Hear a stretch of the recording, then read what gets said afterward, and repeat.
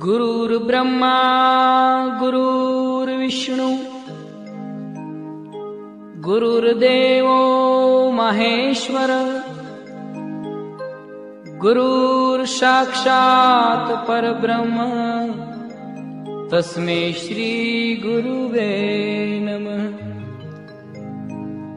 ध्यानमूलं गुरुर्मूर्ति पूजामूलं गुरुपदं मन्त्रमूलं गुरुवाक्यम्। न गोविंद हरे मुरारे हे नाथ नारायण वासुदेव। श्री कृष्ण गोविंद हरे मुरारे हे नाथ नारायण वासुदेव। हे नाथ नारायण वासुदेव। हे नाथ नारायण वासुदेव। हे नाथ नारायण वासुदेव। हे नाथ नारायण वासुदेव। श्री कृष्ण गोविंद हरे मुरारे हे नाथ नारायण वासुदेव। श्री कृष्ण गोविंद हरे मुरारे हे नाथ नारायण वासुदेव। पुंडलीकवरदेव हरि विठ्ठल श्री ज्ञानदेव तुकाराम पंढरीनाथ भगवान की जय। माऊली ज्ञानेश्वर महाराज की जय। जगद्गुरु संत तुकाराम महाराज की जय। शांती ब्रह्म एकनाथ महाराज की जय। सच्चिदानंद श्रीपाद भगवान की जय। सच्चिदानंद रामदास भगवान की जय। अवधूत चिंतनम श्री गुरुदेव दत्त गोपाल कृष्ण भगवान की जय। बोलो रे भाई सब संतन की जय।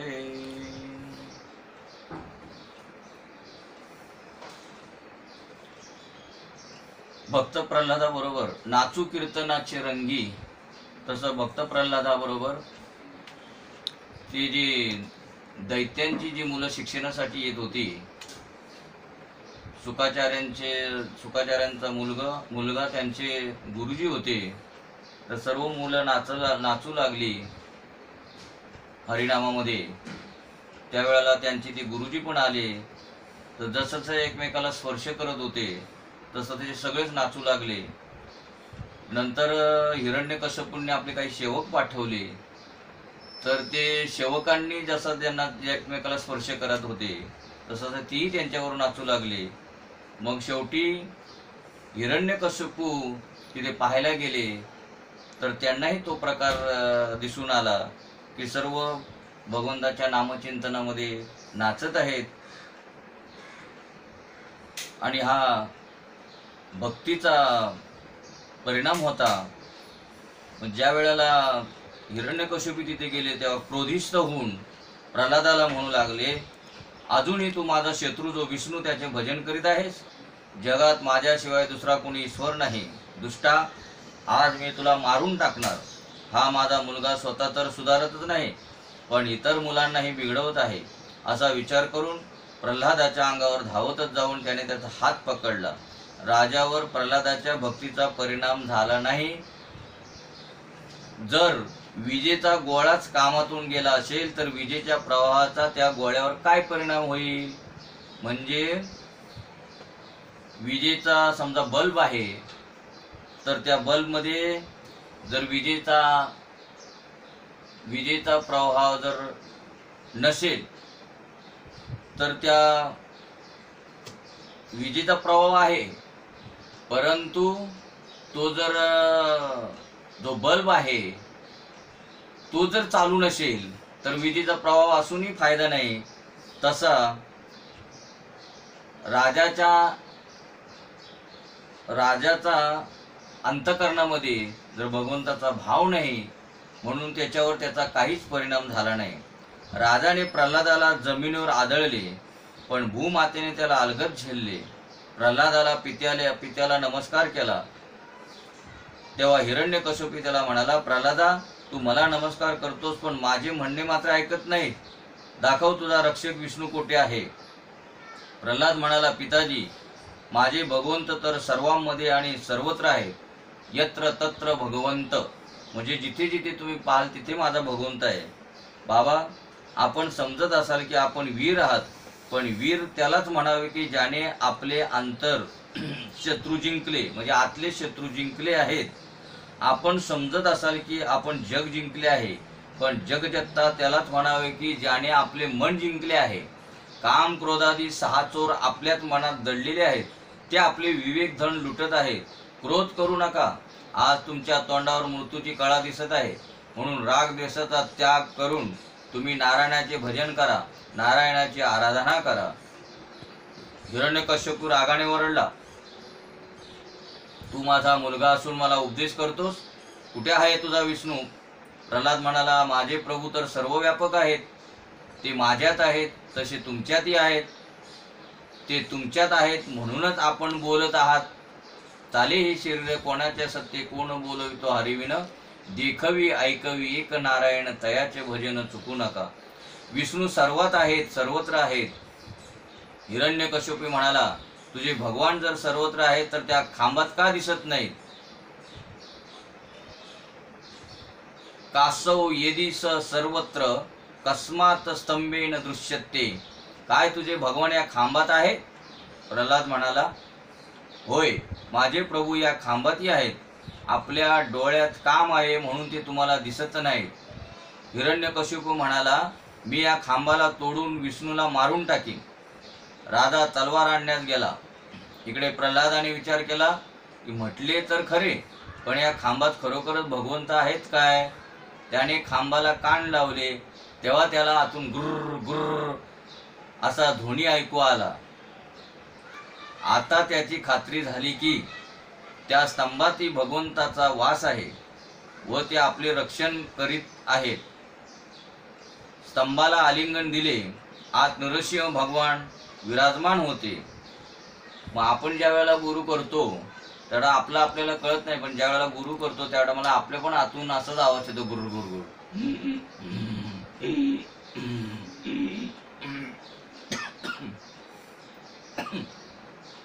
इकडे हातात तलवार घेऊन हिरण्यकश्यपू धावतच आला व ओरडू लागला, दाखवतो तुझा विष्णू कुठे आहे. प्रल्हाद म्हणाला, माझा देव या खांबात आहे. रागाने हिरण्यकश्यपूने त्या खांबावर तलवार मारली. भगवान नरसिंह स्वामी गुर्र गुर्र करत त्या खांबात प्रकट झाले. खांबावरील लात मारिली दुर्जेने स्तंभी नारायण प्रगटला. त्यांनी आपल्या हातांनी हिरण्यकश्यपूला उचलून मांडीवर घेतले व म्हटले, ही रात्र नाही दिवस नाही. म्हणजे त्याने असं मरण मागितलं होतं ना, तेव्हा ते म्हणाले, बघ, ही रात्रही नाही दिवसही नाही, जमीन नाही व आकाश नाही. म्हणजे उंबरट्यात घेतले त्याला. तो म्हणला होता ना, घरात आतही नाही आणि बाहेरही नाही, म्हणून उंबरट्यात घेतलं. तर आता म्हणले रात्रही नाही आणि दिवसही नाही, जमीनही नाही आकाशही नाही, घरात नाही बाहेर नाही, उंबरट्यावर मी तुला मारणार. अस्त्राने नाही व शस्त्राने नाही, म्हणून नखाने. असे म्हणून भगवंताने नखांनी हिरण्यकश्यपूला चिरून मारून टाकले. मनुष्याचे दुःखाचे कारण म्हणजे त्याचा देहाचा अहंकार असतो. म्हणून अहंकारे नाडीला तुका म्हणे वाया गेला, आणि ज्याचा अहंकार गेला तो देवची झाला. शरीर हे घर आहे. शरीररूपी घराचा उंबरटा म्हणजे जीव होय. ती आत नसते व बाहेरही नसते. जर अभिमान नष्ट करायचा असेल तर भगवंताचे नाव जिभेवर ठेवा.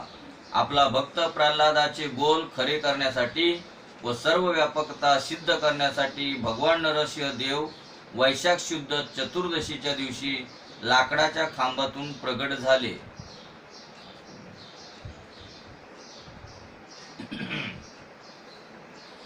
पंजाबातील आजच्या मुलतान शहरी हिरण्यकश्यपूची राजधानी होती. इथेच भगवान नरसिंह प्रकट झाले.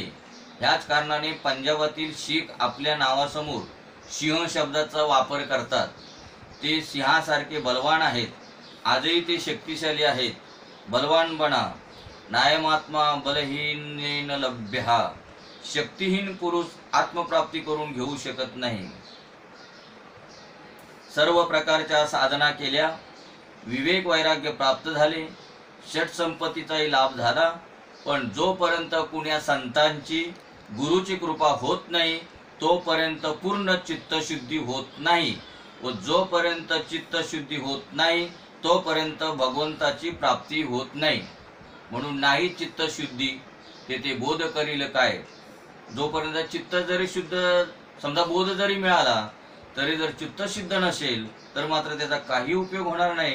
म्हणून प्रथम आपण काय केलं पाहिजे, चित्तशुद्धी केली पाहिजे. माणूस कितीही साधना करो परंतु गुरुकृपा झाल्यावरच मन नेहमीसाठी शुद्ध होते. मन तर मोठमोठ्या साधू पुरुषांनाही फसविते, ते मोठे चंचल आहे. म्हणून चित्तशुद्धीशिवाय ईश्वराचा साक्षात्कार होऊ शकत नाही. मल, विक्षेप, आवरण इत्यादी दोषांनी मन क्लुषित व मलिन होते. ज्याप्रमाणे मलिन व हलत्या पाण्यात प्रतिबिंब दिसत नाही, त्याचप्रमाणे मलिन, चंचल व आवरणयुक्त मनात परमात्म्याचे प्रतिबिंब उमटू शकत नाही. म्हणून कुण्या संतांचा आश्रय घ्या, कुण्या गुरुला शरण जा. गुरुकृपेशिवाय हृदय शुद्ध होऊ शकत नाही. साधना करूनही गुरुकृपेशिवाय काम साधणार नाही. म्हणजे अनुग्रह याचा अर्थच आहे की गुरुची कृपा, म्हणजे शब्द नव्हे. शब्द जर असते तर इथे सांगितलंय की साधना करूनही, म्हणजे साधना म्हणजे काय, एखादे कोणी अक्षर दिलेले असेल किंवा एका जप तप करणे त्याला साधना म्हटलेलं आहे.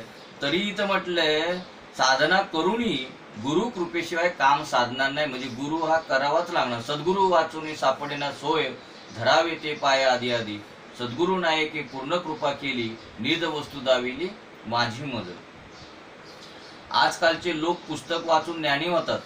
त्यांना गुरुची, ब्रह्मचर्य पालनाची, मौन व्रताची, सदाचाराची, संत सेवेची जणू आवश्यकताच नसते. अंथरुणावर लेटून पुस्तक वाचून ज्ञानी होतात. एकदा महाराष्ट्रात संत मंडळी एकत्र जमली. जमलेल्या तरुण भक्त मंडळींची परीक्षा पाहण्यास मुक्ताबाईंनी गोरा कुंभाराला सुचवले. नामदेवांना अभिमान होता की मी देवाचा आवडता भक्त आहे व देव माझ्याशी बोलतातही. म्हणजे अहंकार म्हणजे नुसता देहाचा अहंकार असं नाही, तर कुठल्याही गोष्टी ही माझी आहे त्याच्यावरती प्रेम करणं हा सुद्धा अहंकार आहे. म्हणजे देवावरचा प्रेमच करत होते ना, मी देवाचा आवडता भक्त असं त्यांना वाटत होतं, म्हणजे तोही अहंकार आहे.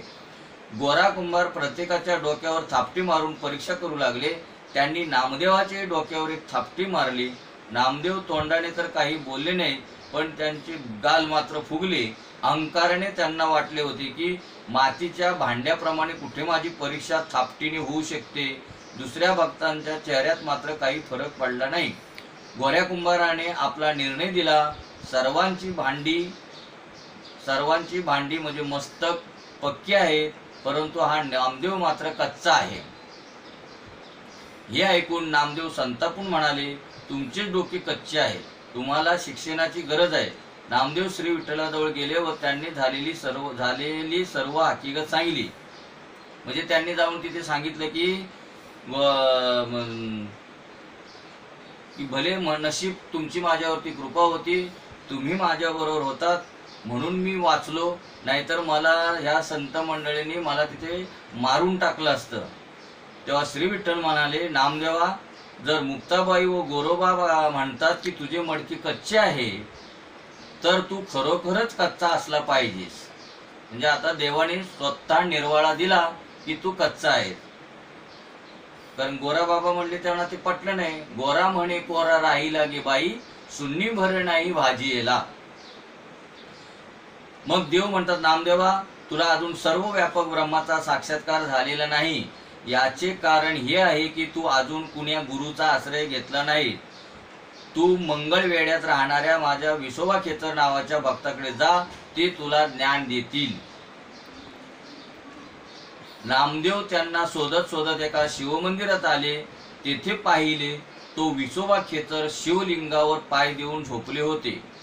आता पहा, स्वतः ज्या भगवंताला आपण प्राप्त करण्याचा प्रयत्न करतोय ते स्वतः भगवंत म्हणजे विठ्ठल भगवंत नामदेवाला म्हणतात की तुला अजून माझी प्राप्ती झालेली नाही.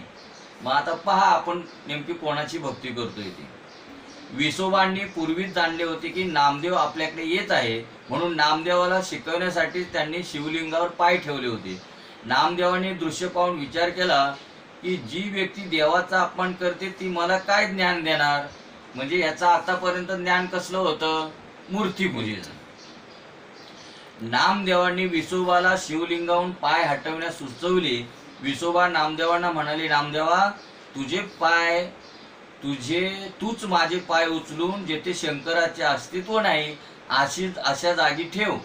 नामदेवांनी पिंडीवरून पाय उचलून दुसरीकडे ठेवले, पण जेथे जेथे नामदेव त्यांचे पाय ठेवीत असे तेथे तेथे शिवलिंग प्रकट होत असे.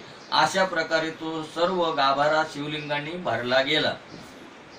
म्हणजे काय, आता शिवलिंग जिथे जिथे पाय ठेवत तिथे शिवलिंग उभारलं जात होतं असं म्हणणं आहे.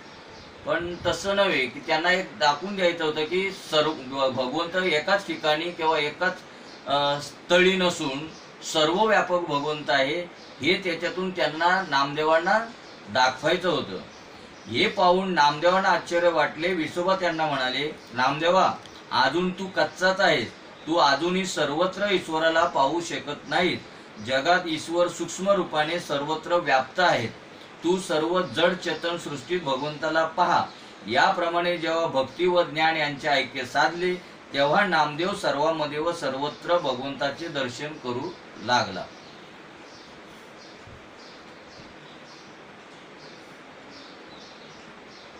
तेव्हा त्यांचा अभंग, सर्वांचे जे अधिष्ठान तेची माझे रूप पूर्ण. ज्या टायमाला त्यांना नामदेव महाराजांना व्यापक भगवंताची प्राप्ती झाली तेव्हा ते म्हणाले की सर्वांचे जे अधिष्ठान म्हणजे सर्व जगाचं जे अधिष्ठान तेच माझे रूप पूर्ण. ज्ञानप्राप्तीनंतर नामदेव परत निघाले. परत येताना ते एका वृक्षाखाली थांबले व भोजनाची तयारी करू लागले. इतक्यात एका कुत्र्याने एक पोळी तोंडात धरून तो पळू लागला. पण आज त्या कुत्र्यातही नामदेवांना देवदर्शन घडले. आता नामदेव महाराजांना कुत्र्यात देवदर्शन घडले, माणसांना कमीत कमी माणसांमध्ये तरी देवदर्शन घडावं. पोळी कोरडी होती म्हणून ते तूप घेऊन त्या कुत्र्या मागे धावले व म्हणाले, अरे थांब, ती पोळी कोरडी आहे, मी तिला तूप माखून देतो. कोरड्या रोट्या का खाशी, तूप घेगा जगजेठी. जर गुरु स्वतःच सांसारिक बंधनात आणि विषयात फसले आहेत तर नक्की समजा की ते तुम्हाला सांसारिक बंधनापासून सोडवू शकणार नाहीत. म्हणजे गुरु जर सांसारिक असेल तर शिष्याला ते सांसारिक बंधनातून सोडवू शकत नाहीत. जर आम्ही असे मानू लागलो की भगवंत सर्वत्र आहे तर मग आम्हाला पाप करण्यास कोणतीच जागा राहणार नाही व कोणताच अवसरही मिळणार नाही. ईश्वराच्या सर्व व्यापकतेचा अनुभव आल्यानंतर पापासाठी कोणतेच स्थान राहत नाही व कोणता अवसरही मिळत नसतो. मग सर्व व्यापक देवाची आपल्याला का गरज आहे? सर्व व्यापक म्हणजे जेथे जातो तेथे माझ्या संगती किंवा जे जी दृष्टी दिशे ते हरिरूप. मग सगळीकडे जर भगवंत आहे तर त्याला पाप करण्याची इच्छा होईल का? आणि अजून जर पाप करण्याची इच्छा होत असेल म्हणजे त्याला अजून सर्वत्र भगवंताचं दर्शन झालेले नाही. हिरण्यकश्यपूचा वध तर झाला पण भगवान नरसिंहाचा क्रोध अजून कायमच होता. त्यांचे ते क्रोधित स्वरूप पाहून तिन्ही लोक भयभीत झाले. त्यांच्याजवळ जाऊ शकेल असे धैर्य कुणाती नव्हते. ब्रह्मदेवाने शांत होण्यासाठी त्यांची प्रार्थना केली पण भगवंताने त्याकडे लक्ष दिले नाही. शेवटी ब्रह्मदेवाने देवी लक्ष्मीला म्हटले, माते, आपण आता भगवंताला शांत करावे. देवांनीही तिला विनवले. लक्ष्मीला वाटले की भगवान तर माझे पतीच आहेत, मी त्यांच्याजवळ गेले तर ते शांत झालेच पाहिजे असा अभिमान धरून लक्ष्मी त्यांच्याजवळ गेली. पण भगवंत तर नम्र व्यक्तींचीच गोष्ट ऐकतात, अभिमान्यांकडे ते पाहतही नाही. त्यांनी लक्ष्मी देवीला ओळखले देखील नाही. म्हणजे ह्याचा अर्थ असा होतो, जर भगवंताकडे जर आपल्याला जायचं असेल तर अभिमान टाकूनच जावं लागेल, तेव्हाच तो आपला स्वीकार करू शकतो. लक्ष्मीला असं वाटलं की मी त्याची पत्नी आहे म्हणजे तिला अभिमान प्राप्त झाला म्हणून भगवंताने तिचा स्वीकार केला नाही. याच्यावरून असं कळलं जातं की जर लक्ष्मी त्याची पत्नी असताना तिला अभिमान प्राप्त झाला तरी त्यांनी काय केलं, त्यांचा स्वीकार केला नाही. म्हणून भगवंताकडे जर जायचं असेल तर आपल्याला नम्र होऊन जावं. नम्र झाला भूता तेने कोंडिले अनंता. आता ब्रह्मदेव प्रल्हादालाच म्हणाले, बेटा तुझ्या वडिलांवरच भगवान क्रोधित झाले आहेत, म्हणून तूच त्यांना शांत कर. भगवंत आज तुझ्यासाठीच प्रकट झाले आहेत, म्हणून तू जर त्यांच्याजवळ जाशील तरच ते शांत होतील. प्रल्हाद भगवंताजवळ गेला व त्याने त्यांना साष्टांग प्रणाम केला. त्याला पाहून प्रभूच्या मनात आनंदाच्या उर्मी उसळल्या. प्रल्हादाला मांडीवर बसून वात्सल्याने त्याचे शरीर भगवान चाटू लागले. प्रल्हादाप्रमाणे जो भगवंताच्या मांडीवर बसतो त्याचे काळ काही बिघडवू शकत नाही. परमेश्वराला प्रसन्न करण्यासाठी शुद्ध प्रेमाची गरज आहे. म्हणजे देव भावाचा भुकेला किंवा देव प्रेमाचा भुकेला. ज्ञानाधिकांचे महत्त्व जितके नाही थोडे कमीच आहे. ज्ञानाधिकांचे महत्त्व तितके नाही थोडे कमीच आहे. शब्द ज्ञानाची काहीच गरज नाही. कित्येकदा शब्द ज्ञान भगवत भजनामध्ये बाधक होते. दुसऱ्यांची हानी झाकण्यासाठी ज्ञानी बनविला जातो, हानी उघड करण्यासाठी नव्हे. प्रेम भक्ती वाचून ज्ञान निरर्थक आहे. म्हणून भक्ती प्रेमाविन ज्ञान नको देवा, अभिमान नित्य नवा तया माझी. हिरण्यकश्यपू सारख्यासाठी भगवंत भयंकर व क्रूर असतात, पण प्रल्हादासारख्या भक्तांसाठी तर ते कमळाप्रमाणे अति कोमल असतात. विष्णू सहस्त्रनामात भगवंताला भयरूप व भयकारक म्हटले आहे. त्याचबरोबर भयनाशी संबंधले आहे. भगवंत दुष्टांसाठी भयरूप व भयकारक आहे, पण भक्तांसाठी मात्र भय हरण करणारे असतात. भगवान नरसिंह प्रल्हादाला म्हणाले, तुझ्या वडिलांनी तुला फार त्रास दिला.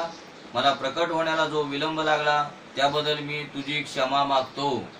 बघा, सच्चा जो भक्त आहे, जो सच्चा भक्त प्रेम करतो देवावरती, आणि जर देवाला जर वेळ लागला तर तो स्वतः भगवंत त्याची माफी मागतो. प्रल्हादाच्या भक्तीची दिव्यता तर पहा. म्हणजे इथे भगवंताला आपल्या भक्ताची दिव्यता सांगायची. प्रल्हादाच्या भक्तीची दिव्यता तर पहा की प्रत्यक्ष भगवान आज त्याची क्षमा मागत आहेत. ज्याप्रमाणे गाय आपल्या बछड्याला चाटते त्याचप्रमाणे नरसिंह स्वामी प्रल्हादाला चाटू लागले. तेव्हा कुठे त्यांचा क्रोध हळूहळू कमी होऊ लागला. प्रल्हादाला सत्वगुण मांडले तर हिरण्यकश्यपूला तमोगुण म्हणता येईल. सत्वगुण व तमोगुणाचे हे युद्ध आहे. या युद्धात भगवंत सत्वगुण रूपी प्रल्हादाचा पक्ष स्वीकारतात. शुद्ध सत्वगुणांसमोर तमोगुणांचा नाश अवश्य होतो. प्रल्हादाचे वचन सत्य करण्यासाठी व आपली सर्व व्यापकता सिद्ध करण्यासाठी भगवंत नरसिंह रूपाने खांबात प्रकट झाले. सर्वांनाच कळते की देव सर्वव्यापक आहे, पण याचा अनुभव मात्र फारच थोड्या लोकांना येतो. म्हणजे बोलतात सगळे देव हा सर्वत्र आहे, देव सर्वत्र आहे, पण जसा प्रल्हादाला अनुभव आला तसा आपल्याला येतो का? जर ईश्वराच्या सर्व व्यापकतेचा अनुभव सर्वांनाच आला तर प्रत्येकाचे घर म्हणजे वैकुंठच होईल. घरात कधी भांडण होणारच नाही. त्या घरात पापाची नाव निशाणाही राहणार नाही. सर्व व्यापकतेचा अर्थ आहे सर्वांमध्ये वास करणारा. म्हणजे सर्वांगटी राम देहादेई एक, किंवा सर्वांभूती पाहे एक वासुदेव, किंवा ज्ञानदेवा प्रमाण आत्मा हा निदान सर्वांगटी पूर्ण एक नांदे. सर्वांमध्ये समाविष्ट असलेला, जसं दुधात लोणी दिसत नसते पण दुधातील अणुपरमाणू ते सामावलेले असते, याच प्रकारे ईश्वर जगातील सर्व स्थूल सूक्ष्म पदार्थात व्यापून आहे. कुठे ईश्वर नाही अशी जागाच नाही, त्याचा अभाव कुठेही नाही. ईश्वर तर अणुवणे लहान व महान वस्तूंपेक्षाही मोठा आहे. म्हणून आमचे तुकाराम महाराज म्हणतात, अणुरेणू या थोकडा तुका आकाशा एवढा. म्हणजे तो आकाशा एवढाही आहे आणि अणुरेणू म्हणजे एकदम सूक्ष्मही आहे, त्याचा कुठेही अभाव नाही. म्हणून त्याला सर्वव्यापी म्हणतात. जो ईश्वराला सर्वत्र विराजमान समजतो त्याच्या जीवनात दिव्यता येते. सर्वांमध्ये ईश्वराला पहा. प्रथम मातृदेवो भवा, नंतर पितृदेवो भव आणि शेवटी परस्पर देवो भव. ईश्वराचे परस्परात दर्शन करा. लोक एकमेकांना भेटतात तेव्हा रामराम म्हणतात. त्याचा अर्थ हाच आहे की तुमच्यातही राम आहे आणि माझ्यातही राम आहे. पूर्वीची लोक जुनी म्हणायची की राम राम, म्हणजे याचा अर्थ आता ती म्हणायची, पण आता सगळ्यांनाच काय अर्थ कळत होता असं नाही. रामराम म्हणजे 2 वेळा का रामराम म्हटलंय? मी राम आणि तूही राम, म्हणून रामराम म्हणायचे. आणि आता कोणाला माहित नसेल अर्थ तर कळून घेतला पाहिजे. मग काय होईल? त्या शब्दांचं काहीतरी चीज होईल. प्रत्येक जड चेतन पदार्थात ईश्वराचे दर्शन कराल तर पाप तुम्हाला स्पर्शही करणार नाही. लग्नानंतर नववधूची लक्ष्मी म्हणून पूजा केली जाते. वर नारायण तर वधू लक्ष्मी होय. म्हणजे वर नारायण आणि वधू लक्ष्मी. जर लोक असे समजतील की आमच्या घरात साक्षात लक्ष्मी नारायण आले आहेत तर ते घर वैकुंठच होईल. म्हणजे व्यवहारातल्या छोट्या छोट्या गोष्टी आपल्याला परमार्थ शिकवतात, पण आपण शिकून घेत नाही. सर्व भूतात भगवंताचा अनुभव आला तर लाभच होईल. असा अनुभव आल्याने मन वासनारहित व निर्विकारही होईल. ईश्वर अशी काही वस्तू नाही की जी एकाच जागी राहू शकेल. तो सर्वव्यापी व सर्वत्र आहे. म्हणजे ईश्वर अशी वस्तू नाहीये की कुठेतरी एकाच जागी ते राहू शकेल. आपले गाडगे बाबा बोलतात की जी हवा जी आहे, हवा ती कोणी असं ऐकलं का की आज अमक्या अमक्या रेल्वे स्टेशनला थांबली होती आणि उद्या कुठल्या तरी दुसऱ्या रेल्वे स्टेशनला थांबली आहे, असं कुणी कधी ऐकलंय का? तर नाही. तर कसं हवा ही सर्व व्यापक आहे. ती आज इथे आहे आणि उद्या तिथे नाही असं नाहीये. तसा भगवंत सर्व व्यापक आहे. आज इथं आहे आणि उद्या तिथं नाही, तर तसा नाही. तर तो सर्वव्यापी व सर्वत्र आहे. सर्वव्यापी म्हणजे सर्व व्यापलेला आहे आणि सर्वत्र. ईश्वराची सर्व व्यापकता केवळ जाणल्याने विशेष लाभ होणार नाही, तर त्याचा अनुभवही यायला हवा व तो व्यवहारातही उतरायला हवा. म्हणजे अंमलबजावणी पाहिजे. म्हणजे आपल्याला समजा एखाद्याने कोणीतरी राईट दिलं की बाबा अशी अशी गोष्ट केली पाहिजे, मग केली पाहिजे असं म्हणून होईल का ती? तर नाही. तर ती गोष्ट करण्यासाठी आपल्याला तिथून अंमलबजावणी केली पाहिजे. म्हणजे ती आपल्या आचरणात आली पाहिजे. नुसतं म्हणून ती होणार नाही. देवाला गंध फूल इत्यादी अर्पण करणे म्हणजेच काही भक्ती नव्हे. सर्वांमध्ये भगवत भाव ठेवणे म्हणजेच खरी भक्ती होय. जो देव तुम्ही मूर्तीत पाहता तो सर्वत्र आहे.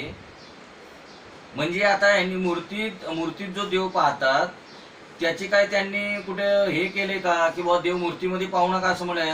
मूर्तीत देव पाहावा, जरूर पाहावा, पण देव मूर्तीत पाहता तो सर्वत्र आहे अशा हेतूने मूर्तीमध्ये देव पाहावा.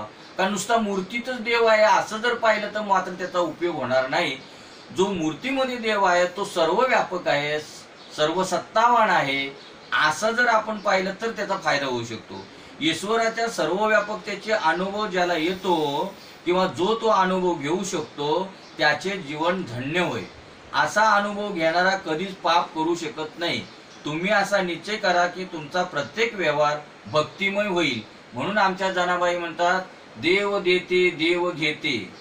म्हणजे देव आणि देवावर सर्व व्यवहार येते. देवा म्हणजे व्यवहारच देव झाला.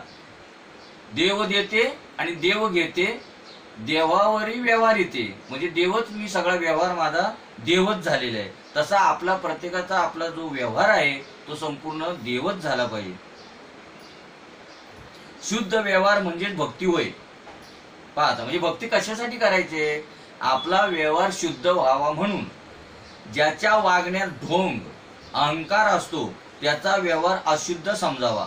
म्हणजे सोंगे चंदे काही देव जोडे ऐशी नाही. सोंग आणि छंद करून देव जोडता येणार नाही. ढोंग करून देव जोडता येणार नाही. ज्याचा व्यवहार शुद्ध नसतो त्याला भक्तीचा आनंद मिळत नाही. ईश्वराच्या सर्व व्यापकतेच्या अनुभवाशिवाय व्यवहार शुद्धी होऊ शकत नाही. निरंतर असाच विचार करा की माझा प्रत्येक व्यवहार व प्रत्येक प्रवृत्ती भगवंत पाहतात. उपदेशाविना एकही व्यवहार नसावा. व्यवसाय किंवा कारभार अपराध नव्हे. भक्त शेणा नाव्याचा धंदा करीत असे. एके दिवशी त्याच्या मनात असा विचार आला की मी लोकांच्या डोक्यातील मळांचे ओझे उतरवतो पण माझ्या मनातील मलिनता मात्र मी अजून बाहेर घालवू शकलो नाही. म्हणजे ते नाव्याचा व्यवसाय होता त्यांचा, तर त्यांना त्यांच्या मनामध्ये असं सारखं खलत राहायचं की मी यांच्या डोक्यातले मळाचे ओझे उतरवतो, पण माझ्या मनातील मलिनता मात्र अजून दूर झालेली नाही. कित्येक महापुरुषांनी आपल्या व्यवसायातून बोध घेतला आहे. महाभारतात असे कित्येक दृष्टांत आहेत की ज्यात असे दर्शविले आहे की महाज्ञानी ब्राह्मण सुद्धा वैश्याच्या घरी सत्संगासाठी जात असत. एकदा महाज्ञानी जाजली ऋषींना आपल्या ज्ञानाचा अभिमान झाला होता. तेव्हा त्यांना आकाशवाणी ऐकू आली की तुम्ही तुलाधार वैश्याला जाऊन भेटा. ऋषी तेथे गेले. बोलता बोलता जाजजीला कळून आले की तुलाधारी महाज्ञानी आहे. तेव्हा त्यांनी तुलाधाराला विचारले की तू हे ज्ञान कुठून प्राप्त केलेस? तुलाधार म्हणाला, तसे पाहिले तर माझे माता पिता ब्राह्मण आहेत, तरी पण पुष्कळशी ज्ञान मला माझ्या धंद्यातूनच मिळाले आहे. माझा धंदाच माझा गुरु आहे. कष्ट करता करताच मी लाभ करून घेतो. तराजूच्या दांडीप्रमाणे मी माझी बुद्धी सरळ आणि सम बनवली आहे. वैश्य म्हणजे दुकानदार. दुकानात एक दुकान होतं त्यांचं. मग त्यातून सुद्धा त्यांनी काय केलं, धंदा करता करता त्यांनी त्याच्यातून भक्ती समजून घेतली की ते काय म्हणायचे, तराजूची दांडीप्रमाणे मी माझी बुद्धी, तराजूची दांडी आहे ती तराजूची दांडीप्रमाणे माझी बुद्धी सरळ असावी आणि सम असावी असं त्यांना वाटत होतं. वैश्याने नफा मिळवला नाही तर तो आपल्या कुटुंबाचे परिपालन कसे करू शकेल? नफा कमविणे हा काही अपराध होत नाही, पण अवास्तव नफा मिळवणे मात्र गुन्हा ठरतो. म्हणजे लोभ असावा पण अतिलोभ नसावा. गिरायकात ईश्वर आहे असे मानून जर आपण व्यापार केला तर तो व्यापारी भक्तीच होय. आता बघा, दुकानदारांच्या दुकानावर एक पाटी बाहेरून लिहिलेली असते. काय पाटी लिहिली असते? गिरायक ही हमारा ईश्वर है. पण आता ती पाटी लिहिलेली असते, परंतु त्या दुकानदाराचा तसा भाव असतो का? म्हणजे नुसते शब्द लिहून किंवा शब्द ऐकून तो उपयोग होणार नाही. आपला तसा भाव असला पाहिजे. योग्य नफा कमविणे वैश्याचा धर्म होय, पण जेव्हा व्यापारी ग्राहकांशी वाद घालू लागतो तेव्हा हे विसरतो की ह्यांच्यात देव आहे आणि मग तो अयोग्य व्यापार पापमय होतो. दुकानात देवाची स्थापना करूनही पुष्कळशे व्यापारी पाप करतातच. 5 रुपयांचा माल जेव्हा 25 रुपयाला विकताना म्हणतो की मी हे मूळ किमतीतच विकत आहे, असे कधी करू नका. म्हणजे 5 रुपयाची किमतीचा माल असतो आणि तो 25 रुपयाला जर विकतो तर त्याला म्हणून असं चालेल का गिरायकही आम्हाला देवता आहे म्हणून? नाही. भगवत कथा मनाला सावध करण्यासाठीच ऐकायची असते. मग आज जे आपण भगवत कथा समजा ऐकतो ती कशासाठी ऐकतो? आपल्या मनाला सावध करायचंय. आणि जर आपल्या मनाला सावध करायचं असेल आणि ऐकतोय पण कसं ऐकतोय? इकडून तिकडे गेले वारे, नाही का, सोनाराने नळी फुंकली इकडून तिकडे गेले वारे, असं जर आपण ऐकत असू तर काय उपयोग आहे त्याचा? प्रभू सर्वव्यापी आहेत, सर्वत्र आहेत असा अनुभव घ्या. मी जे काही बोलतो ते सर्व भगवान ऐकतात व मी जे काही पाहतो ते देवही पाहतो, हे लक्षात असू द्या. म्हणजे आपण जेव्हा काय एखादं बोलत असतो तेव्हा आपण समजायचं असतं की भगवंत माझे बोलणं ऐकत असतात आणि मी जे पाहतो ते देवही पाहतो, हे लक्षात असलं पाहिजे. मनुष्याचे शारीरिक पाप तर समाजही पाहू शकतो, पण त्याचे मानसिक पाप केवळ परमात्माच पाहू शकतो. मानसिक पाप सर्वात वाईट असते. मुळीच कोणतेही पाप न करणे हेच मोठे पुण्य होय. भगवान नरसिंह अवकाशातून नव्हे तर खांबातून प्रकट झाले होते. केवळ चेतन सजीवातच नव्हे तर जडातही ईश्वराचे दर्शन घ्या. ईश्वर जड व चेतन दोहोंती आहे. लौकिक दृष्ट्या पृथ्वी जड आहे तरी तिच्यातही परमेश्वर व्याप्त आहे, अशी भावना ठेवावी. एका महात्म्याचे 2 शिष्य होते. ते सुशिक्षित होते व कथाकारी होते. जेव्हा त्या महात्म्याचा अंतकाळ निकट आला तेव्हा गादीवर बसवण्यासाठी त्या 2 शिष्यांत भांडण सुरू झाले. महात्म्यालाही विचार पडला की गादीसाठी वारस कोणाला ठरवावे. शेवटी महात्म्यांनी 2 फळे मागविली. एक फळ दोन्ही शिष्यांना दिले आणि सांगितले की अशा जागी जाऊन हे फळ तुम्ही खा की जेथे तुम्हाला कुणी पाहणार नाही. दोघेही फळे घेऊन गेले. त्यापैकी एकाने विचार केला की मी खोली बंद करून फळ खाईन, तेथे मला कोण पाहणार आहे. त्याप्रमाणे खोली बंद करून त्याने फळ खाऊन घेतले. दुसरा शिष्य फळ घेऊन दिवसभर इकडे तिकडे फिरत राहिला, पण त्याला अशी एकही जागा सापडली नाही की जिथे कुणीही नाही.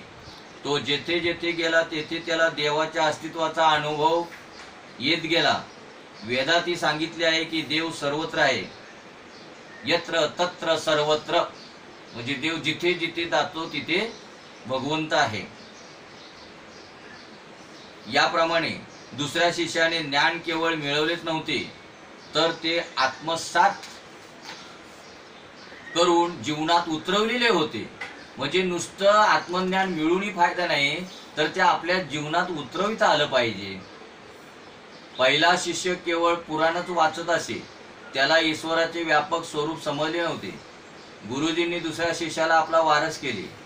पुराण वाचणे सोपे आहे, परंतु ईश्वर सर्वत्र आहे असे समजून व्यवहार करणे कठीण आहे. म्हणजे ज्या वेळेला ते 2 शिष्य गेले, एकाने काय केलं की एका रूमचा दरवाजा बंद करून त्याने त्याला वाटलं इथे कोण आहे खायला, म्हणून त्याने ते खाल्ले तिथे. आणि दुसरा जो होता तो जिथं जिथं जातो तिथं तिथे त्याला देवाचा अनुभव येत असे. म्हणजे जिथं जायचं तिथं म्हणायचं नाही इथंही देव आहे, दुसरीकडे कुठे गेला की इथंही देव आहे, म्हणजे देव पाहतोय असं त्याला अनुभवाला यायचं. तसा प्रल्हाद असा निष्ठावान भक्त होता की तो सर्वांमध्ये व सर्वत्र ईश्वर पाहत असे. अनेकात एक प्रभू पाहणेच भक्ती होय. म्हणजे अनेकांमध्ये एक प्रभू पाहणे ही भक्ती होय. जो सर्वांमध्ये ते एकच तत्व पाहतो तोच ज्ञानी होय. ज्ञानी एकाच अनेकांचा लय करतो. तुम्हीही एकाच अनेकांचा लय करा, ही वेदांताची प्रक्रिया आहे. अनेकांत एकाला पहा, म्हणजे अनेकांमध्ये एकालाच पहा. वैष्णव अनेकात एकाला पाहतात. शब्दांचा फरक असू शकतो. ज्ञानमार्ग व भक्ती मार्ग यात तशी काही भिन्नता नाही. हनुमंताने सीतेला रामाची मुद्रा दिली, तिला तिच्यातही रामदर्शन झाले. एक परमात्माच सत्य आहे की जो सर्वांमध्ये वास करतो. अनेकांत एकाला पाहणे म्हणजे भक्ती होय. म्हणजे अनेकांमध्ये एकाला पाहणे म्हणजे भक्ती होय. एकाच अनेकांना पाहणे किंवा एकाच अनेकांचा लय करणे म्हणजे ज्ञान होय. शरीर असूनही जर त्यात प्राण आत्म्याचा अभाव असेल तर त्या शरीराची किंमत काय असू शकते. ज्ञानी बाह्य रूपरंग पाहत नसतात. बाह्य रूपरंगाच्या सौंदर्याला कारणीभूत असणाऱ्या ईश्वराचे ज्ञानी चिंतन करीत असतात. म्हणजे काय भुललाशी वरलिया रंगा. भगवान शंकराचार्यांनी मोठ्या दुःखाने म्हटले आहे की लोक हाडामासाच्या देहाची चिकित्सा करतात, पण आत्म्याची चिकित्सा कुणी करीत नाही. एका ग्रस्ताची सवय अशी होती की तो साधू संतांना जेवण दिल्याशिवाय आपण भोजन करीत नसे. एकदा कोणी महात्मा तेथे फिरत फिरत आले. त्या ग्रहस्थांनी त्यांची पूजा करून त्यांना जेवणास बसविले. घरात दूध नव्हते. त्याने नोकराला सांगितले लवकर जाऊन दूध घेऊन ये. नोकर गेला व लगेच परत आला. त्याने मालकाला विचारले काळ्या गाईचे आणू की पांढऱ्या गाईचे.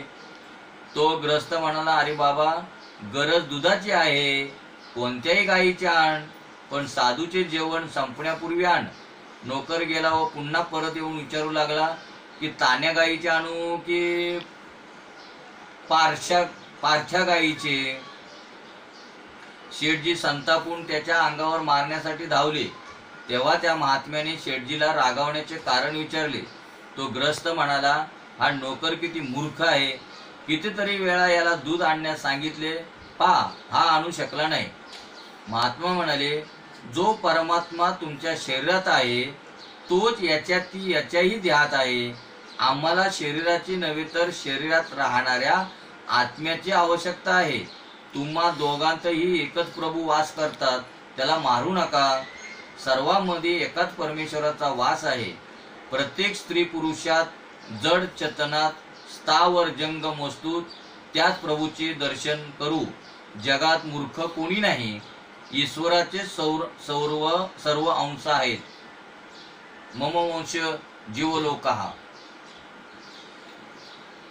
जो दुसऱ्याला मूर्ख समजतो तो स्वतःच मूर्ख असतो. म्हणजे जो दुसऱ्याला मूर्ख समजतो तो स्वतःच मूर्ख असतो. कारण तो स्वतः मूर्ख असतो म्हणून दुसरा मूर्ख दिसतो त्याला. आमच्या देशात तर पशूंची देखील पूजा होते.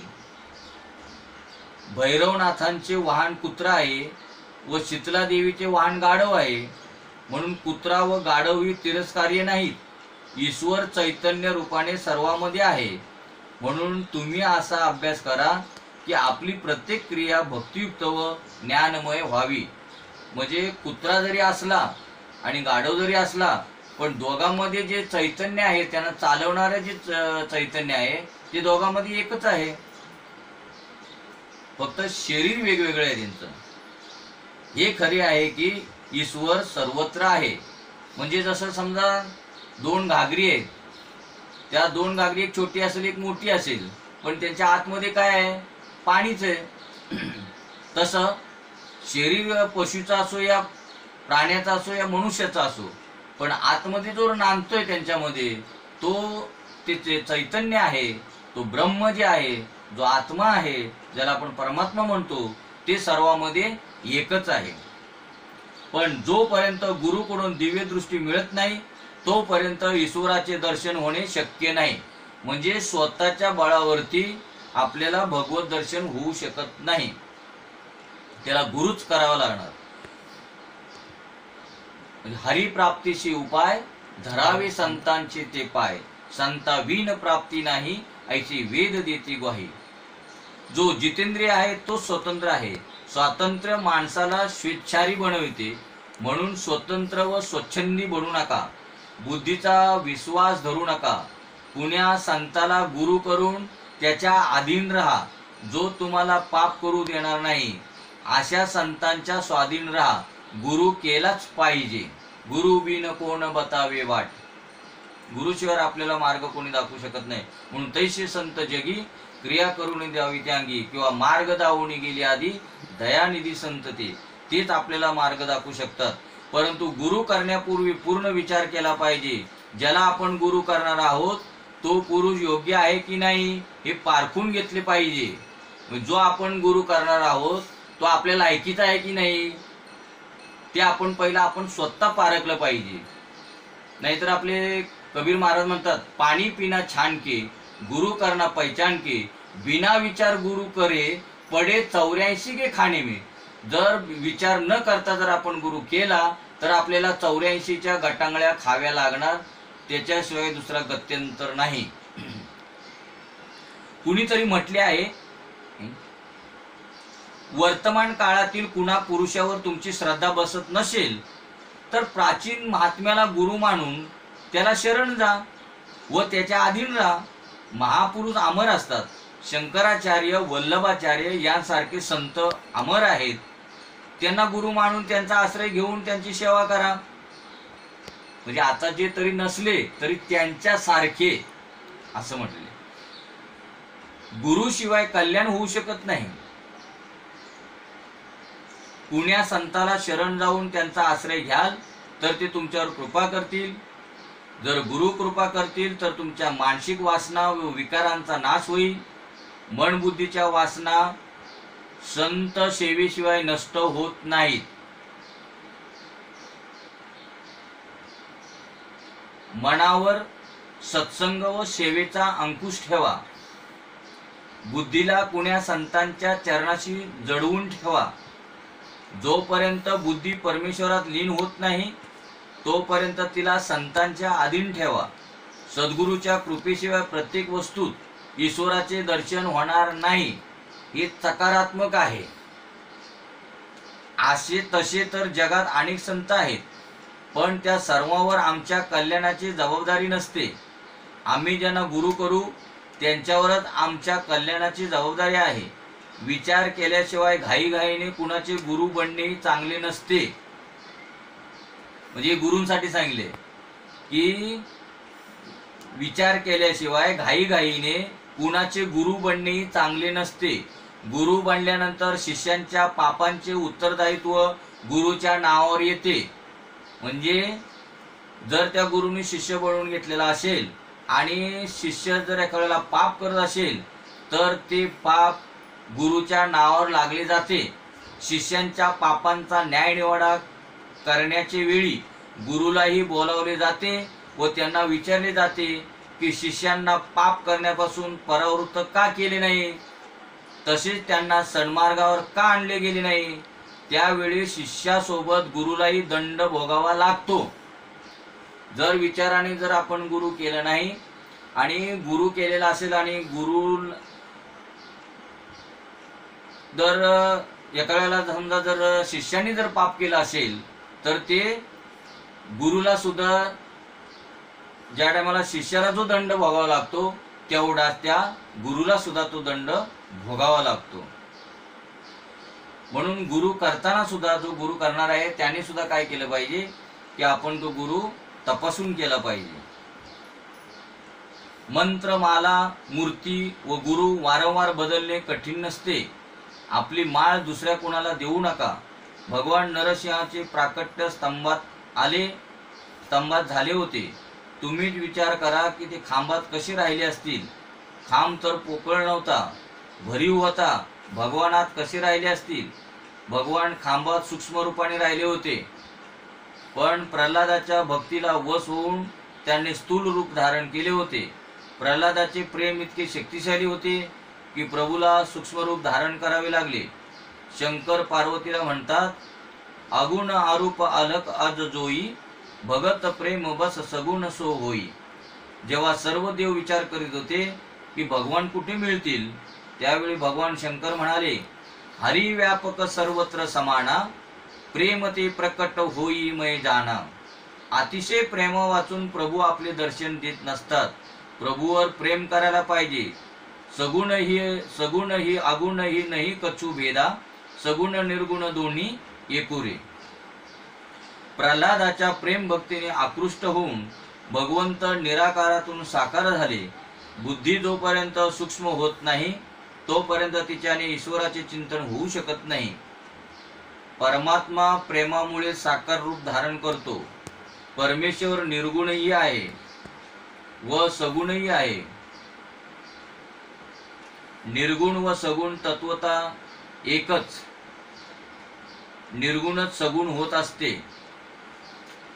देव स्थूलही आहे व सूक्ष्मही आहे. तो कोमलही आहे व कठोरही आहे. म्हणून तुझं सगुण म्हणो की निर्गुण रे. वेदांती मानतात की सर्व धर्म मायेमुळे आभासित होतात. वैष्णवाचार्य मानतात की परस्पर विरुद्ध सर्व धर्म भगवंतच धारण करीत असतात. जो भगवंत हिरण्यकश्यपूसाठी कठोर झाला तोच प्रल्हादासाठी कोमल झाला. ज्ञानी पुरुष सर्वांकडे भगवंत रूपाने पाहतात. दृश्य पदार्थावरून दृष्टीला परतवून दृष्ट्यात स्थिर करा. दृश्यावरून दृष्टी परत फिरवा आणि सर्व द्रष्टा सर्व साक्षी परमेश्वराच्या स्वरूपात दृष्टी स्थिर करा. एक महात्मा, त्यांना जे काही दिसत होते ते सर्व ईश्वर रूपच दिसत होते. त्यांच्याजवळ एक ग्रस्त आला व म्हणाला, मला ईश्वर दर्शनाची इच्छा आहे. महात्मा म्हणाले, असे समज की तूच ईश्वर आहेस. ग्रस्त म्हणाला, मी खात्रीपूर्वक सांगतो की मी ईश्वर नाही. महात्मा पुढे म्हणाले, तुलाच ईश्वराचे दर्शन करायचे आहे ना. मग जर तू ईश्वर नाही तर तुझ्याशिवाय जे काही दृश्य जगात आहे त्याला ईश्वर मान. जगात जे काही दृष्टीगोचर होते त्यात ईश्वराचे दर्शन कर. असेच मानून सर्व व्यवहार कर. तो ग्रस्त तशी वागू लागला. त्यामुळे त्याचे पाप कार्य आपोआपच थांबले. त्याचा व्यवहार शुद्ध झाला. एकदा त्याच ग्रस्ताने महात्म्याला विचारले, सर्वांठाई ईश्वर आहे असे मानल्याने जर शांती मिळते, परंतु कधी कधी तर अशी शंका येते की हे सर्व काही जे दिसते आहे त्यात ईश्वर नाही, तर मग मी काय करू. महात्मा समजावू लागले, जर तुला असे वाटते की जे काही दिसते आहे त्यात ईश्वर नाही आणि तुला तर ईश्वर दर्शन करायचे आहे, तर आता तू असे कर की जे दृश्यमान आहे त्यात ईश्वर नाही असे समजून त्याचा मोह सोडून दे. दृश्यमानावर प्रेम करू नकोस. दृश्य वस्तूत ईश्वर नाही तेव्हा तो दृष्टावर प्रेम कर. म्हणजे दृश्य वस्तूत ईश्वर नाही तेव्हा तू द्रष्ट्यावर प्रेम कर. जगातील दृश्यमान पदार्थांच्या ऐवजी दृश्याचा जो द्रष्टा त्याच्यावर प्रेम कर. आता जो अदृश्यमान आहे तो ईश्वर आहे व तो ईश्वर द्रष्टा आहे असे मान. ईश्वर दृश्य नाही द्रष्टा आहे. म्हणजे ईश्वर आहे ना, जे दृष्टीला दिसतं, दृश्य जगत जे आहे ते नाही असं समज, आणि द्रष्टा आहे म्हणजे जे दिसत नाही तो ईश्वर आहे असे तू समज. वेदांत म्हणतो ईश्वर दृश्य नाही, म्हणजे जे दृश्य दिसतं ते ईश्वर नाही, तर सर्वांचा द्रष्टा आहे. ईश्वरावर दृश्यत्वाचा आरोप मायेमुळे होतो. ईश्वरावर दृश्यत्वाचा म्हणजे जे दृश्य आहे त्याचा आरोप मायेमुळे होतो. जो साधक सर्व दृष्टी स्थिर करतो त्याला प्रभू भेटतात. महात्म्याने 2 मार्ग दाखवले. जे दृश्यमान आहे तो ईश्वर आहे, म्हणजे जे दृश्यमान आहे तो ईश्वर आहे.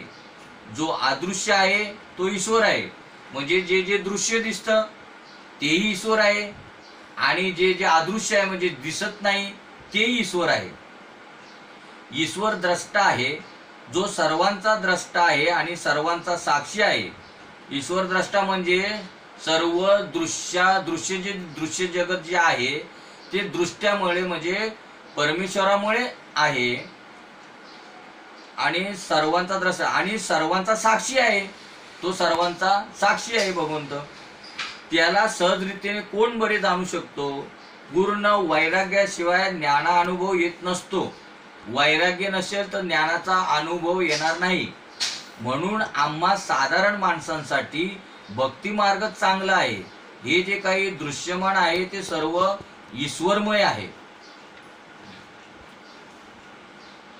वैष्णव समजतात की सर्व पदार्थात ईश्वर आहे, म्हणून विष्णुमय जग वैष्णवांचा धर्म भेदाभेद भ्रम अमंगळ, म्हणजे संपूर्ण विष्णुमयच आहे असे मानून व्यवहार करण्याने भक्ती मार्गात सफलता मिळते. ईश्वराच्या कोणत्याही स्वरूपाची आसक्ती असल्याशिवाय भक्ती होऊ शकत नाही.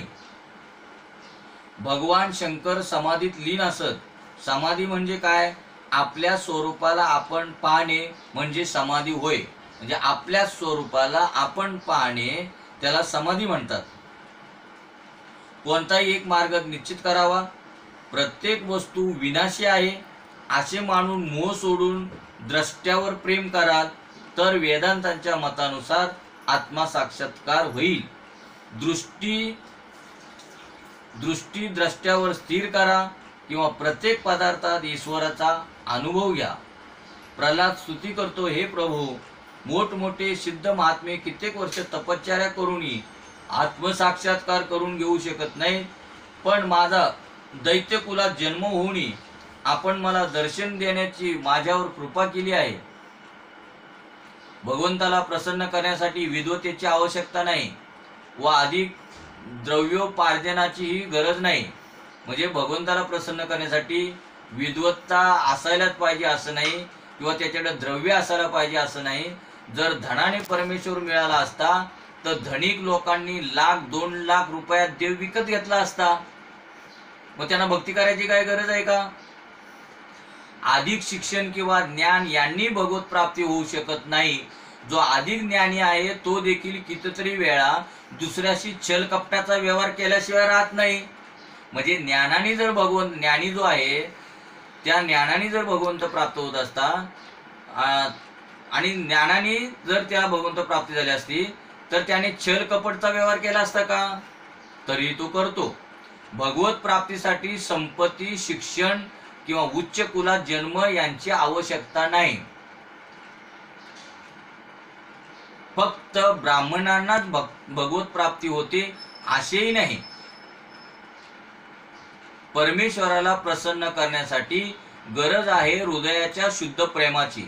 अधिक पैसा मिळवणे व तो भगवत सेवेमध्ये खर्च करणे ठीक आहे, पण त्यापेक्षाही एका आसनावर बसून परमेश्वराचे ध्यान करणे अधिक चांगले असते. धनाने परमेश्वर मिळत नाही.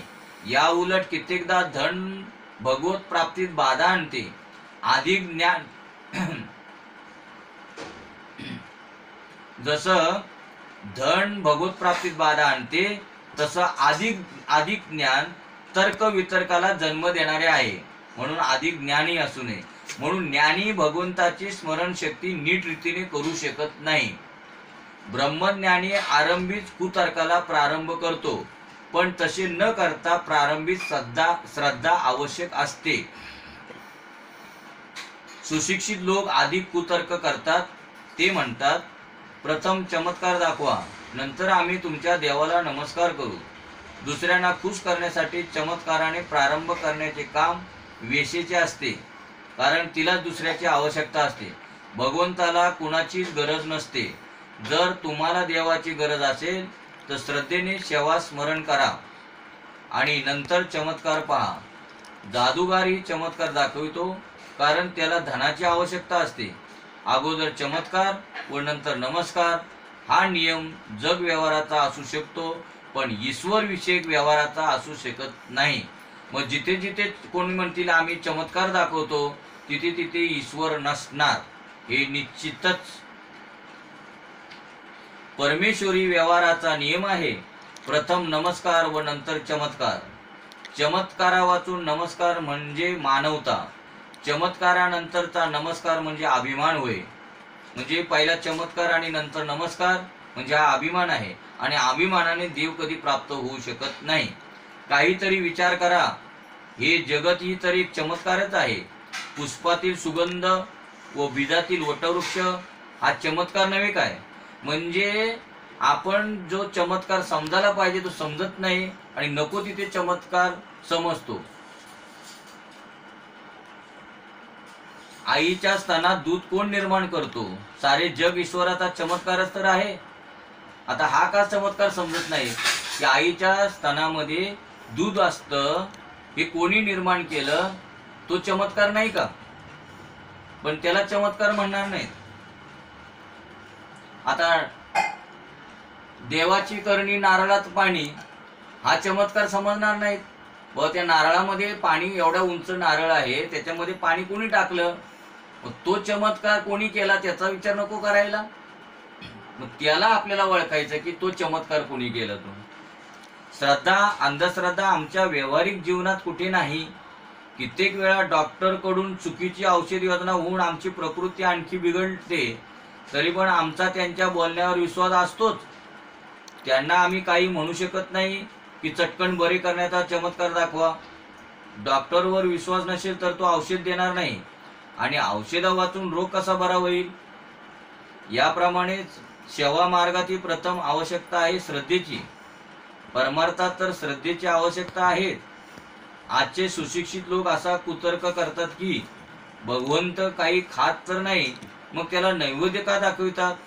ताटातले पदार्थ तर काहीच कमी होत नाहीत, पण त्यांना हे कळत नाही की भगवंत भोजन करीत नसतात. ते फक्त सार तत्वाचा आहार ग्रहण करीत असतात. ते रसभोक्ते आहेत. जर देव खरोखरच भोजन करायला लागेल तर या कलियुगात कोणी देवाला नैवेद्य अर्पण करील की नाही याची शंकाच वाटते. म्हणजे देव भोजन करत नाही हे माहीत आहे म्हणून त्यांना भोजन देतात, आणि जर देव भोजन करतो हे जर कळलं तर त्याला कोणीच ते भोजन देणार नाही. म्हणजे ते आपण काढून ठेवतो ना छोट्या छोट्या वाटीमधून, छोट्या छोट्या ताटामधून, तो नैवेद्य कोणीच दाखवणार नाही. मग भगवंत खातो असं वाटत असेल तर. भगवंताच्या प्राप्तीसाठी अधिक ज्ञानाची आवश्यकता नाही. अंतकाळी ज्ञान कित्येकदा घात करीत असते. ज्ञानाला जर भक्तीची जोड असेल तर मात्र ते ठीकच असते. म्हणजे नुसतं ज्ञान काही कामाचं नाही, तर ज्ञानाला भक्तीची जोड असली पाहिजे. आजारी तर शरीर होते, आत्मा नाही, असे तर वेदांती म्हणू शकत नाहीत. कारण की वेदांती आजारी पडतो व त्यालाही औषधाची व फळादिकांची आवश्यकता भासतेच. वेदांताचे सिद्धांत निरर्थक नाहीत, पण त्यांचा अनुभव साधकाला भक्ती व प्रेमा वाचून येऊ शकत नाही. प्रेमाची व भक्तीची आवश्यकता ज्ञानालाही असते. ज्ञानाचा उपयोग ईश्वराची व्यापकता अनुभवण्यासाठी होतो. ईश्वर सर्वत्र आहे असे मानून केला गेलेला व्यवहार भक्ती ठरतो. रामदास स्वामी दासबोधात म्हणतात, जो व्यवहार कुशल नाही तो परमार्थ कसा करू शकेल. म्हणजे ज्याला व्यवहारामध्ये कुशलता नसेल तो परमार्थ कसा करू शकेल. म्हणूनच रामदास स्वामी म्हणतात की प्रपंच असावा नेटका, दिसू देऊ नये फाटका. पण ज्याचा व्यवहार अतिशय शुद्ध आहे तो परमार्थ उत्तम रीतीने करू शकतो. ज्याचा व्यवहारच शुद्ध नाही तो भक्ती कसा करू शकेल. व्यवसाय किंवा धंदा करणे काही पाप नव्हे, पण व्यवहार करताना भगवंताला विसरणे मात्र पाप होय. साधन भक्ती सर्वच संत आपला उद्योग करीत असतात.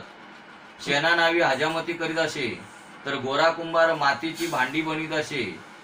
गजेंद्र अशिक्षित पशुच तर होता. गजेंद्र अशिक्षित पशु तर होता. त्याने कधी तपश्चर्या केली नव्हती की अष्टांग योगाची साधना केली नव्हती, पण त्याची प्रेमाचे हाक ऐकून त्याच्या भक्तीमुळे भगवंत त्याच्यावर प्रसन्न झाले होते. म्हणजे जेवढे जेवढे काही संत होऊन गेले त्यांनी भगवंताची जरी प्राप्ती केली असली तरी त्यांनी आपला व्यवसाय सोडला नव्हता. भक्तीने भगवंताची प्राप्ती होते. ईश्वराशी प्रेम भाव ठेवून सेवा स्मरण करीत राहा. जर भक्ती नसेल तर ज्ञानाचे ज्ञान व तपस्याची तपश्चर्या निरर्थक होय. ज्ञान भरपूर असूनही जर प्रभू प्रेम नसेल तर त्या ज्ञानाची व तपाची काही किंमत नसते. भक्ती म्हणजे थोडक्यात म्हणजे प्रभू प्रेम. म्हणजे तुम्हाला ज्ञान झालेले आहे, देव असा आहे, देव तसा आहे, असे ज्ञान झाले. पण जे ज्ञान झाले त्याच्यावरती त्या ज्ञान कोणाचं झालंय, प्रभूचं झालेलं आहे. पण त्या प्रभूवर जर तुमचं प्रेम नसेल तर मग त्याचा काही उपयोग नाही. म्हणून भक्ती शब्द वापरलेला आहे. प्रभू प्रेम, तर प्रभू प्रेम म्हणजे ज्ञान आहे, ज्ञान भरपूर आहे, पण जर प्रभू प्रेम नसेल तर त्या ज्ञानाची व तपाची काही किंमत नसते. सर्व साधने व साधना यांचे फळ आहे श्रीकृष्ण प्रेम. म्हणजे तुम्ही जी जी काही साधना करणार त्या साधनेचं फळ आहे श्रीकृष्ण प्रेम. ज्या साधनेने पशुप्रेम जागत नाही ती साधना निरर्थक होय. म्हणजे साधना केली म्हणजे ज्ञान मिळालं, तुम्हाला ते नाम मिळालं, सर्व काही झालं, पण जर प्रभूवरती जर प्रेम बसत नसेल, आपल्या व्यवहारात तर ते ज्ञान मिळत नसेल, त्या ज्ञानाप्रमाणे जर आपण वागत नसेल तर ते ज्ञान मिळून उपयोग काय. भगवंताच्या भेटीसाठी आतुर नसलेल्या ब्राह्मणांपेक्षा भगवत प्राप्तीसाठी आतुर झालेला शुद्ध श्रेष्ठ होय. पहा, भगवंताच्या भेटीसाठी आतुर नसलेल्या ब्राह्मणांपेक्षा, म्हणजे ब्राह्मण आहे, ब्राह्मण जातीचा आहे, पण भगवंताच्या भेटीसाठी आतुर नाही, आणि भगवत प्राप्तीसाठी आतुर झालेला शूद्र श्रेष्ठ होय. म्हणजे ब्राह्मण कुळामध्ये जन्माला आलेला आहे, पण भक्तीसाठी म्हणजे भगवंताच्या भेटीसाठी आतुर नाहीये, मग त्याचा उपयोग काय. मग त्यापेक्षा जो क्षुद्र आहे पण त्याला भगवंताच्या भेटीची आतुरता आहे तो मात्र त्याच्यापेक्षा श्रेष्ठ आहे. प्रभूला प्रसन्न करण्याची 2 साधने आहेत, सेवा आणि स्मरण. दररोज 3 तास भगवंताची सेवा व त्याचे स्मरण करा. या 2 साधनांनी भगवंत अवश्य भेटतील. आणखी कुण्या गोष्टीची आवश्यकता नाही. दक्षिणा देणे पुण्य नव्हे, तो धनाचा सदुपयोग म्हणता येईल. म्हणजे तुम्ही, काही जणांना वाटतं की दक्षिणा दिली म्हणजे आम्ही पुण्य केलं, तर तिथे पुण्य नाही, तर त्या धनाचा सदुपयोग केला. म्हणजे दुरुपयोग करण्यापेक्षा त्यांनी कुठेतरी सदुपयोग केला. पण स्वतः सेवा स्मरण करायला हवे. म्हणजे धन होतं म्हणून तुम्ही त्याचा काय केला, सदुपयोग केला. पण तुम्ही जोपर्यंत स्वतः स्मरण करत नाही, भगवंताचं सेवा करत नाही, तोपर्यंत मात्र तुम्हाला भगवत प्राप्ती होऊ शकत नाही. म्हणजे बऱ्याच जणांना असं काय वाटतं, का सांगावं लागलं यांना, बऱ्याच जणांना असं वाटतं की आम्ही दान करतो, आम्ही पुण्य करतो, मग आम्हाला भगवंत प्राप्ती झाली नाही का, म्हणजे भगवंतच प्राप्ती असं त्यांना वाटतं.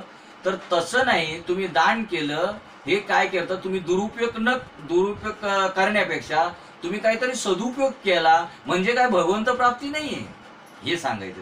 मग भगवंत प्राप्ती जर असेल तर स्वतःला आपल्याला स्वयंभू आपल्याला स्वतःला ते स्मरण करावं लागेल, सेवा करावं लागेल, तेव्हाच भगवंताची प्राप्ती होऊ शकते. बाकी इतर कुठल्याही साधनाने भगवंताची प्राप्ती होऊ शकत नाही. हे अगदी कटू सत्य आहे. परमेश्वराला प्रसन्न करण्याचे साधन आहे प्रेम. मग प्रेम काय विकत मिळतं का? प्रेम विकत मिळत नाही. ते प्रेम आपल्यामध्येच आहे. म्हणून बघा काही जण म्हणतात देवाला मी नारळ दिला, देवाला मी अमुक दिलं, देवाला मी तमुक दिलं. मग काय म्हणलं, अरे ते देवाचं होतं, ते देवाला दिलं. तुझं काहीतरी दे ना देवाला, तुझं स्वतःच काहीतरी दे. मग स्वतःच आपल्याजवळ काय आहे? दुसरं काहीच नाही, फक्त प्रेम आहे. तेच भगवंताला द्यायचं. सेवा पूजेत मुख्य प्रेम असते, धन नव्हे, मन प्रधान असते. स्नेह हेच मुख्य पूजा द्रव्य होय. श्री गोस्वामी तुळशीदासांच्या 252 वैष्णवांच्या कथासंग्रहात पद्मनाभदासांची कथा आहे.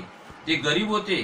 ते देवाला चण्याच्या चिलक्यांचा नैवेद्य दाखवित असत. देवाला तेच मिष्टान्न वाटत असे. देव कोण काय देतो हे पाहत नसतो, कोणत्या भावनेने देतो हे तो पाहतो. इस पॉइंट को नोट किया जाए. देव कोण काय देतो हे पाहत नसतो, तर तो कोणत्या भावनेने देतो हे तो पाहतो. सेवा स्मरणाने भगवंत सेवकाच्या अधीन होतो. एकनाथ महाराज दिवसभर प्रभूंची सेवा व स्मरण अविरत करून थकून जात असत. त्यांच्या अशा अखंड सेवेने भगवंताला त्यांची कीव आली. त्यांना वाटले की माझा हा भक्त माझ्यासाठी किती कष्ट घेतो आहे. तो थकून चूर होऊन जातो, तेव्हा त्याचे कष्ट कमी होतील असे सहाय्य त्याला करून पाहू. असा विचार करून भगवंताने एका ब्राह्मणाचे रूप घेतले व ते एकनाथ महाराजांकडे गेले. भगवान म्हणाले, महाराज, मला आपल्याकडे नोकर ठेवून घेता का? एकनाथ म्हणाले, मला नोकराची गरजच कुठे आहे, मी तर सर्व दिवसभर प्रभूचे स्मरण करीत असतो. भगवान म्हणाले, मी तुमच्या सेवा स्मरणात तुम्हाला सहाय्य करीन. एकनाथ महाराज म्हणाले, जशी तुझी इच्छा. अरे पण तुझे नाव काय आहे? भगवान म्हणाले, माझे नाव श्रीखंड्य आहे. याप्रमाणे सेवा करता करता 12 वर्षे होऊन गेली. ज्याला गंधाचा टिळा लावला जात असे तो स्वतः चंदन घासू लागला. म्हणजे आपण गंध कोणाला लावतो? देवाला. तोच देव चंदन घासू लागला. तुलसीदास चंदन घिसे तिलक लेत रघुवीरची गोष्ट इथे उलटी झाली. हाच तर आहे भक्तीचा महिमा.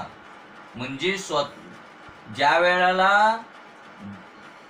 वेळेला भगवंतावरती भक्तीचं ओझं होतं, त्यावेळेला ते उतरवण्यासाठी भगवंत स्वतः त्या भक्ताच्या घरामध्ये सेवा करायला येतात. पहा,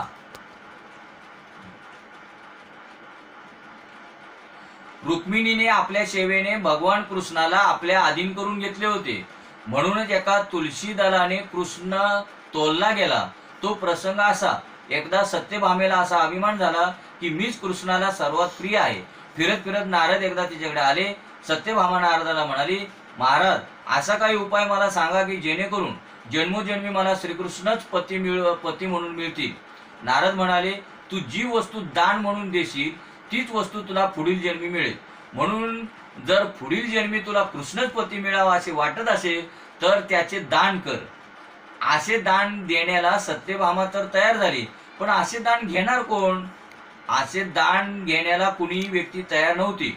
सरते शेवटी नारदालाच हे दान स्वीकारण्याचा आग्रह झाला. नारद हे दान स्वीकारण्यास तयार झाले. सत्यभामेने संकल्प करून नारदाला श्रीकृष्णाचे दान दिले. दान स्वीकारल्यानंतर नारद श्रीकृष्णाला आपल्यासोबत घेऊन जाऊ लागले. सत्यभामा म्हणाली, नारद, माझ्या पतीला आपण कुठे नेत आहात? नारद, आताच तूच मला पतीचे दान दिलेस ना, आता ते माझे झाले. दानात दिलेली वस्तू दान घेणाऱ्याच्या मालकीची होत असते. कृष्णावर आता माझा अधिकार आहे. आता सत्यभामेच्या लक्षात आपली चूक आली. ती कृष्णाची मागणी नारदाला करू लागली, पण नारद त्याला परत देण्यास तयार होईनात. इकडे ही सर्व हकीकत दुसऱ्या राण्यांपर्यंत जाऊन पोहोचली. त्या तेथे धावतच आल्या, फक्त रुक्मिणी आली नाही. सर्व राण्या नारदाला विनंती करू लागल्या की आमचा पती आम्हाला परत द्या. नारद म्हणाले, सत्यभामेने मला श्रीकृष्णाचे दान दिले आहे, आता ते माझे झाले आहे. पण कृष्ण जर तुम्हाला परतच लागत असतील तर त्यांच्या भारंभार वजना इतके सोने तुम्ही मला द्या, म्हणजे मी तुम्हाला कृष्ण परत देईन. म्हणजे तागडी असते ना, ते एका तागडीच्या भांड्यामध्ये कृष्ण आणि एका तागडीच्या भांड्यामध्ये सोनं, असं दोन्ही ज्या टायमाला समान होईल तेव्हा मी तुम्हाला कृष्ण परत करीन. सत्यभामेला आनंद झाला. तिला वाटले की माझ्याजवळ तर सोन्याचे भरपूर दागिने आहेत, श्रीमंतक मणी पण आहे. पतीचे वजन असे किती असणार. ती आपले सारे दागिने घेऊन आली. पण झाले काय, सत्यभामेचे सर्व दागिने, हिरे, माणके, मोती, श्रीमंतक मणीसहित सर्व ऐवज टाकून कृष्णाचे पारडे उचलले गेले नाही. आता सर्व राण्या घाबरल्या. सर्वजणी आपापल्या महालांकडे धावल्या व आपापले दागिने घेऊन परत आल्या. सर्वांचे दागिने पारड्यात टाकले, तरी पण कृष्णाचे पारडे खालीच टेकलेले होते. जीव जेव्हा अभिमानी होतो तेव्हा देवही जडच होतो. त्याच्या पुढे हिरा, मोती किंवा सोने यांचे मोलही कमीच असणार. राण्यांनी दागिन्यांनी कृष्णाला मोजू इच्छिले, पण हजारो मण दागिने टाकून त्यांचे वजन श्रीकृष्णापेक्षा कमीच भरले. म्हणून ज्यांच्याकडे दागदागिने आहेत, ज्यांच्याकडे संपत्ती आहे, त्यांनी अभिमान करण्याचा प्रयत्न करू नये. त्याच्याने किती जरी भगवंत प्राप्त करण्याचा जरी प्रयत्न केला तरी त्याच्याने भगवंत प्राप्त होऊच शकत नाही, हे याच्यावरून कळलं जातं. सत्यभामेच्या अभिमानाचा नाश करण्यासाठी जे सर्व नाटक रचले गेले होते. सर्व राण्या विचारात पडल्या की आता काय करावे. सत्यभामेने श्रीकृष्णाचे दान देऊन हा सर्व अनर्थ करून ठेवला होता. सरते शेवटी सत्यभामेने श्रीकृष्णाचा आश्रय घेतला. रुक्मिणी तेथे आली. श्रीकृष्णाचे वजन का होत नाही हा भेद तिने जाणला. ती तर राण्यांना म्हणाली, भगवंताची बरोबरी काय सोने करू शकते. कोण म्हणाली? रुक्मिणी माता. सोन्याने देवाचे वजन कसे होईल. तिने प्रेमाने एक तुळशीचे पान पारड्यात ठेवले. कृष्णाचे पारडे उचलले गेले, वजन पूर्ण झाले. रुक्मिणीने पूर्ण प्रेमाने तुळशी दळ ठेवले होते, म्हणून कृष्णाचे पारडे वर उचलले गेले. प्रेमानेच तुला पूर्ण झाली, सोन्याने नव्हे. ह्याचप्रमाणे भक्त बोडणासाठी देव 1.25 वालाच्या बरोबर झाला होता. म्हणजे तुमचं धन, दौलत, संपत्ती ही भगवंताच्या कामाची नाही. आणि त्या धन, दौलत, संपत्तीने जर भगवंताला आपण प्राप्त करण्याचा जर विचार केला तर त्याच्याने तो होऊ शकत नाही. तो फक्त थोर प्रेमाचा भुकेला किंवा देव भावाचा भुकेला, भावानेच किंवा प्रेमानेच भगवंताला आपण प्राप्त करू शकतो. म्हणून दागदागिने, पैसा अडका असेल तर आपण त्यांनी भगवंताला प्राप्त करू हा आपला केवळ आणि केवळ मूर्खपणा ठरेल. पुंडलिका वरदेव हरी विठ्ठल श्री ज्ञानदेव तुकाराम पंढरीनाथ भगवान की जय. माऊली ज्ञानेश्वर महाराज की जय. जगद्गुरु संत तुकाराम महाराज की जय. शांती ब्रह्म एकनाथ महाराज की जय. सच्चिदानंद श्रीपाद भगवान की जय. सच्चिदानंद रामदास भगवान की जय. अवधूत चिंतनम श्री गुरुदेव दत्त गोपाल कृष्ण भगवान की जय. बोलो रे भाई सब संतन की जय.